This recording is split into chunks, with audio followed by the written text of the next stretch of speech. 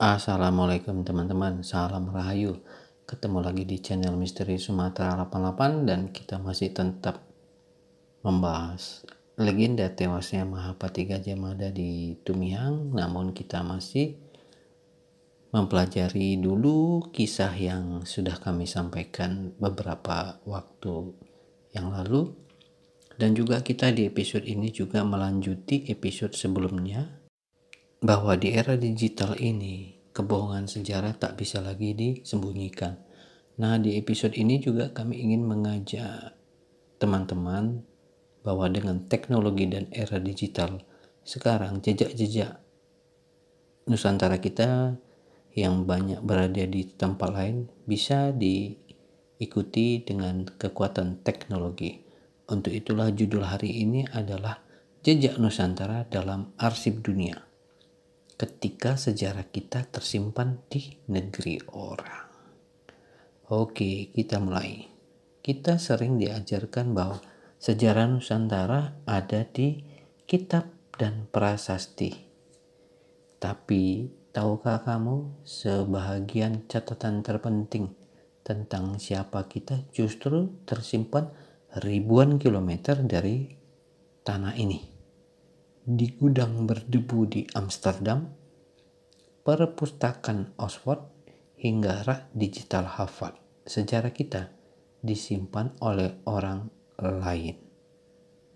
Bagian pertama, peta pemburuan memori Nusantara.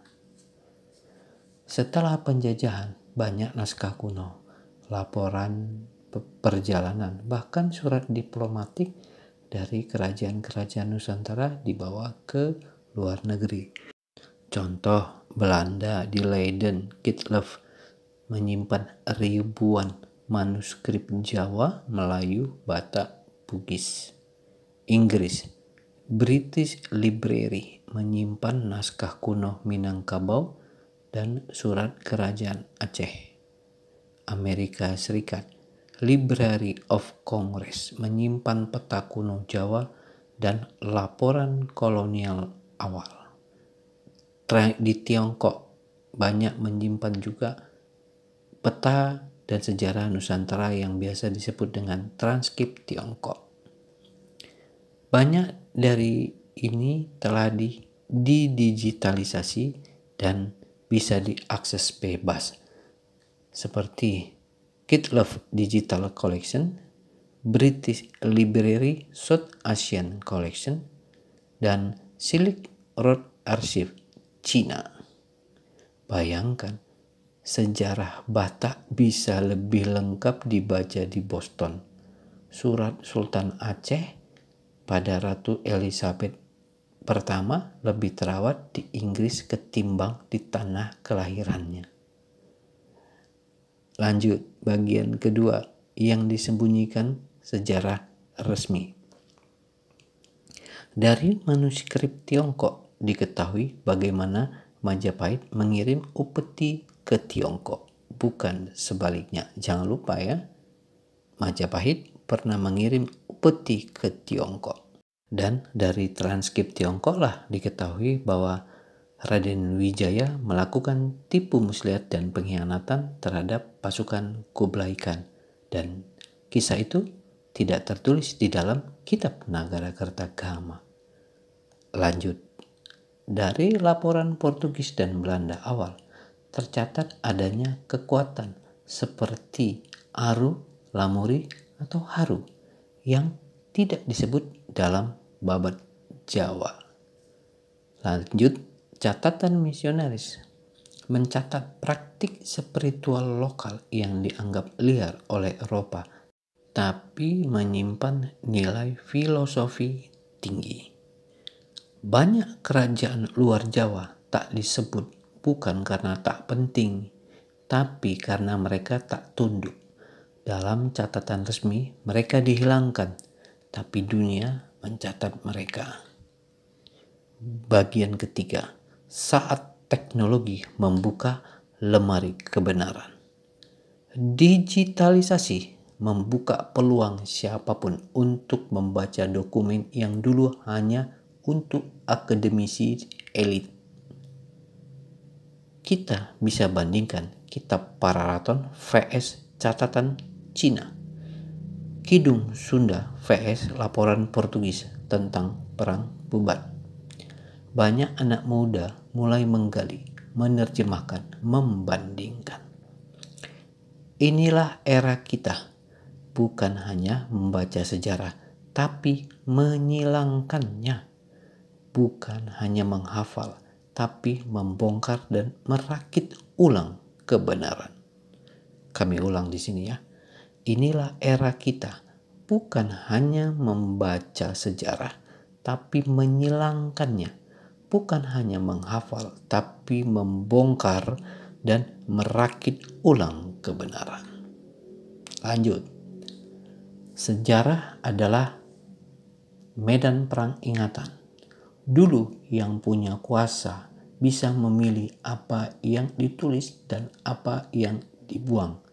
Tapi hari ini dengan teknologi, kita semua bisa jadi penjaga ingatan. Kita bisa bertanya ulang siapa yang disembunyikan, siapa yang dibungkam, dan siapa yang berani bersuara.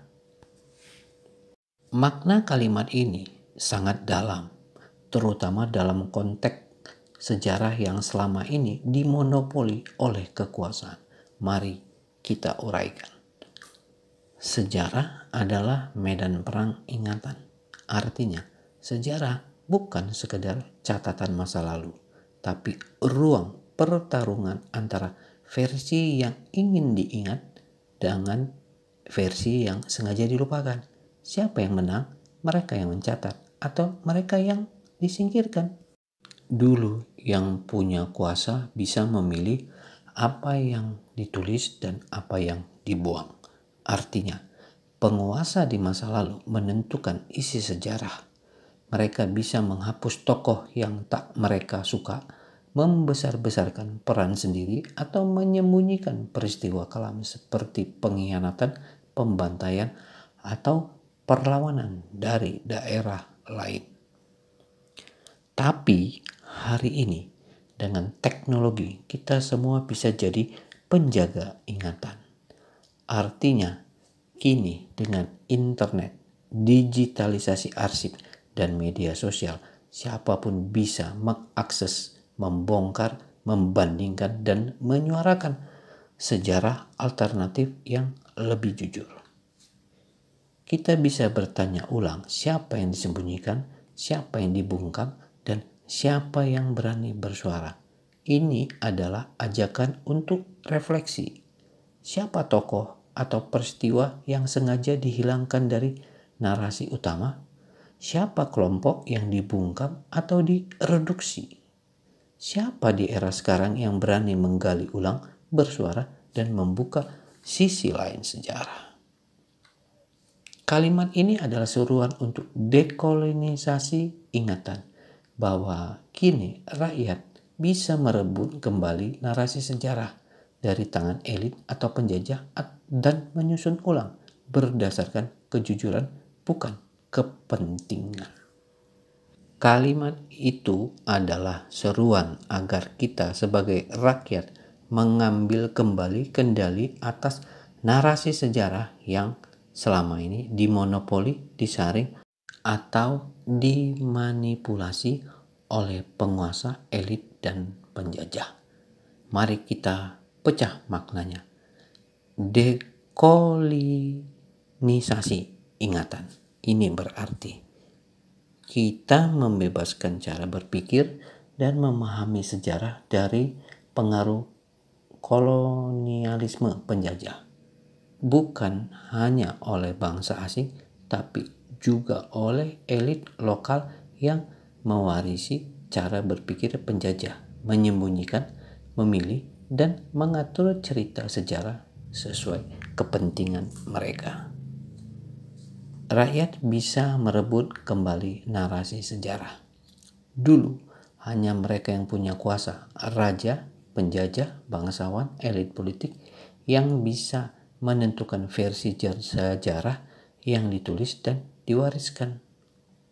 Sekarang, rakyat punya alat, teknologi, internet, akses ke naskah kuno, dan dokumen luar negeri. Dengan itu, kita bisa menggali ulang, bertanya ulang, dan menceritakan ulang sejarah dari sudut pandang yang selama ini dibungkam. Rakyat, korban, tokoh terpinggirkan, dan nilai-nilai yang jujur. Menyusun ulang berdasarkan kejujuran, bukan kepentingan.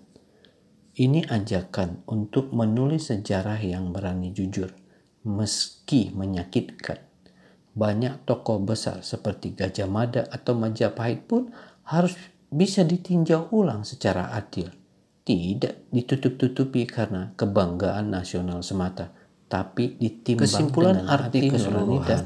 Kalimat itu adalah ajakan untuk merebut kembali sejarah sebagai milik bersama, bukan milik istana, apalagi milik kitab-kitab, untuk membongkar manipulasi masa lalu dan menyalakan cahaya baru dari suara-suara yang dulu dibungkam. Kami tutup dengan beberapa pantun. Pergi ke hutan mencari rotan, di balik daun ada yang hilang. Sejarah lama penuh pengkhianatan, kini terbuka tak bisa ditentang. Pantun kedua. Burung nuri terbang ke barat, singgah sejenak ke pohon waru. Kini rakyat bukan lagi penat menggali kebenaran yang dulu diburu. Pantun ketiga. Buah pala jatuh ke tanah, dipungut anak dari seberang. Di balik sumpah ada muslihat megah, tapi ingatan rakyat tak bisa dibuang. Pantun keempat. Angin laut membawa kabar, ombak menerjang tanpa jeda. Di era digital yang makin lebar, bohong sejarah sulit berjeda. Pantun terakhir. Di bawah langit merah menyala, tertulis jejak di batu nisan, yang setia menjaga ingatan bangsa, bukan istana tapi rakyat yang bertahan. Ahoy! Sampai ketemu di episode berikutnya. Jangan lupa like, komen, dan subscribe.